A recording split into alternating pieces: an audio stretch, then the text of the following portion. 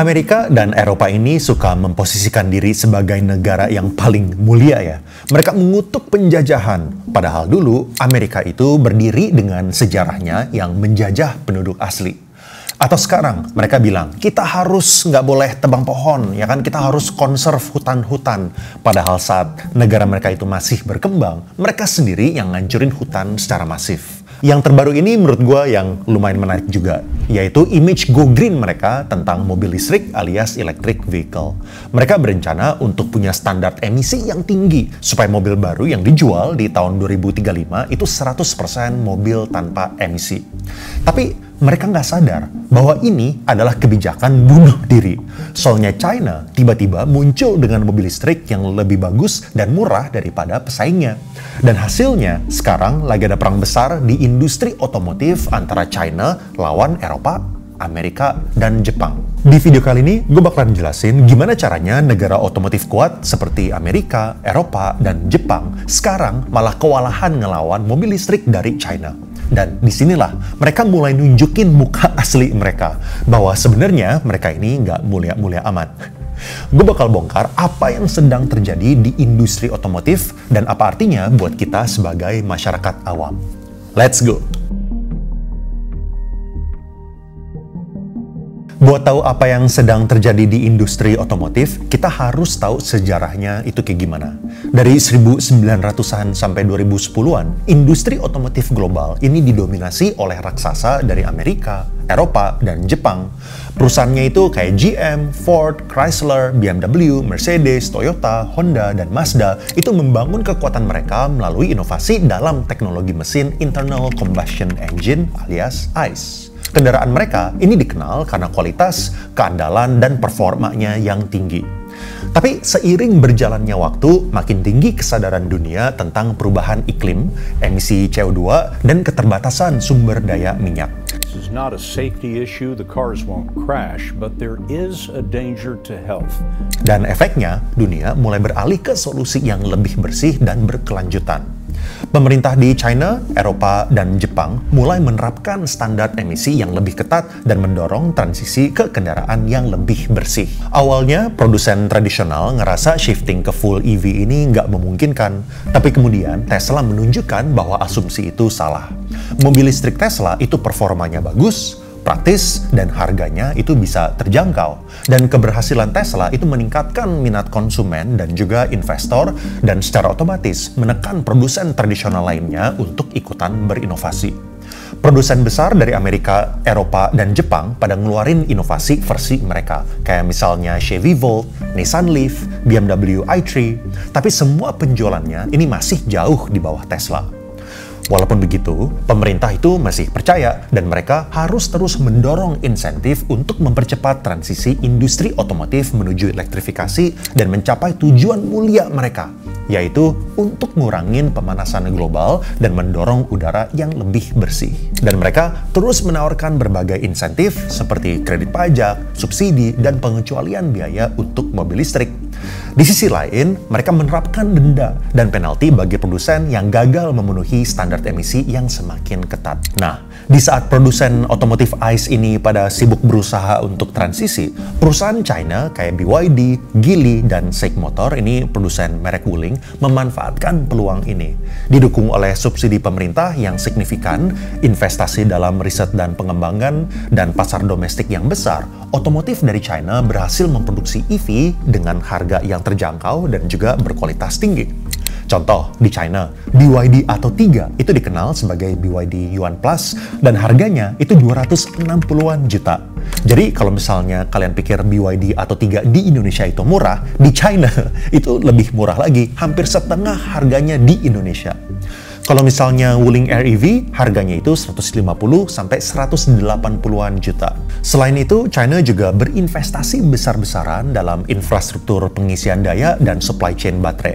Karena baterai ini adalah salah satu komponen terpenting dalam penjualan mobil listrik. Yang sering kedengeran itu mungkin kalian udah pernah denger ya, BYD Blade Battery, yang terkenal gara-gara udah lumayan affordable, relatif aman pula dari kebakaran. Dan hasilnya, pasar mobil EV domestik mereka ini cepat banget berkembangnya. Sebagai gambaran, kalian bisa lihat chart ini.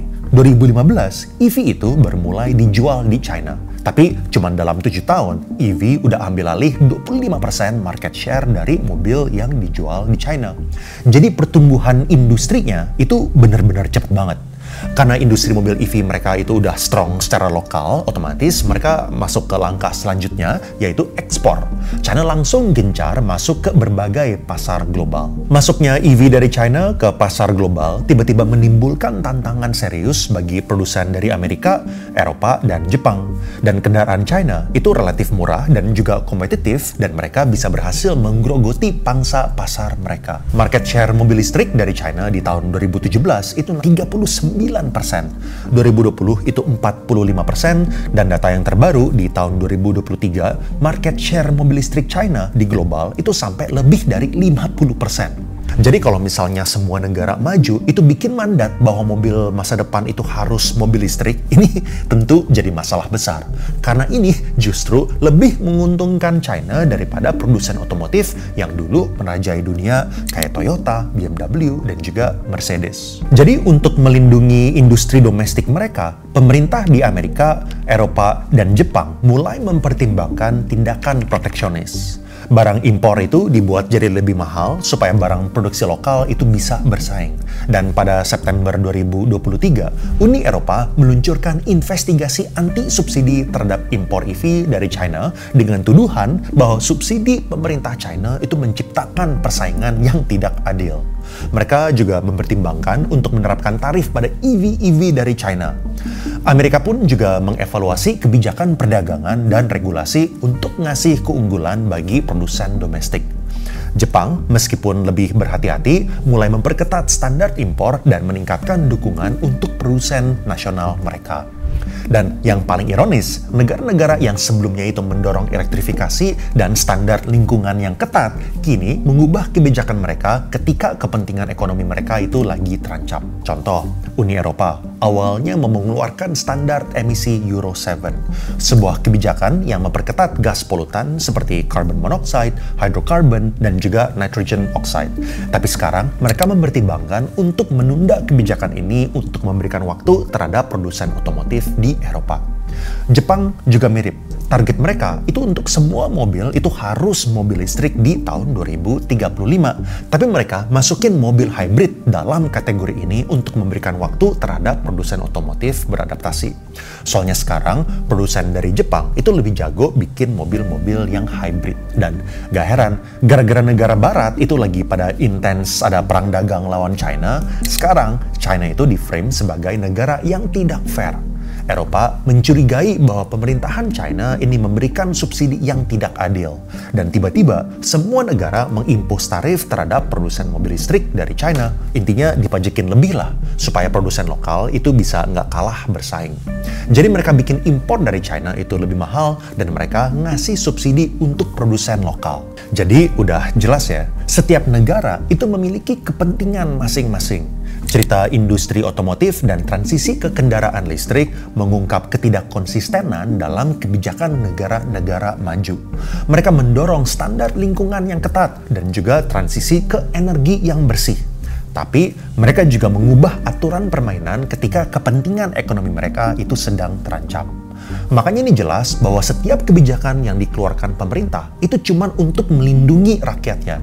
Makanya jangan heran kalau Indonesia ini bakal terus digugat di World Trade Organization kalau misalnya kita mau terusin hilirisasi. Soalnya udah jelas kalau perusahaan Amerika atau negara barat lainnya itu lagi koar-koar tentang go green, tentang kedaulatan nasional, itu cuman masalah kepentingan. Soalnya yang paling penting di atas segala hal adalah kesejahteraan rakyat mereka. Begitu ada yang mengancam itu, tiba-tiba kebijakannya itu nggak susah untuk berubah. Gue jujur nggak terlalu nyalahin negara maju ini ya. Bahkan gue berharap pemerintahan kita juga bisa mikirin kesejahteraan rakyatnya. Dan semoga bisa dibuktikan dengan penurunan indeks korupsi. Lalu efeknya apa buat kita? Kalau misalnya kita ngomongin perang, itu biasanya identik negatif. Tapi kalau perang mobil, ini justru kita harus happy. Kita tinggal duduk aja, ambil popcorn, biarin ini merek-merek otomotif pada perang bintang. Kita terus dikagetin sama merek-merek China yang datang ke Indonesia dengan harga yang sangat murah. Dan ini pasti menguntungkan kita sebagai konsumennya. Soalnya otomotif lainnya itu pasti bakal terpaksa berusaha untuk ikutan bersaing. Apalagi pasar internasional China di negara barat ini udah pada musuhin mereka. Artinya Indonesia ini lagi sangat dilirik sama merek-merek dari China. Ini gue bukannya pro otomotif dari China ya, ini sama sekali enggak. Gue pro kalau misalnya tiba-tiba produsen dari Jepang atau Amerika ini tiba-tiba bisa ngeluarin mobil yang lebih murah lagi, bahkan sambil ikutan naikin kualitasnya. Soalnya semua bisnis itu cuma bisa hidup kalau misalnya mereka faster, better, atau cheaper. Anyway, kalau misalnya lu mau dengerin podcast gue sama Om Fitra Eri, lu bisa klik di sini. Atau kalau misalnya lu mau tahu gimana satu organisasi ini bisa ngontrol duit lu, termasuk di saham atau kripto, lu bisa klik di sini. Thank you and I will see you guys again in the next video.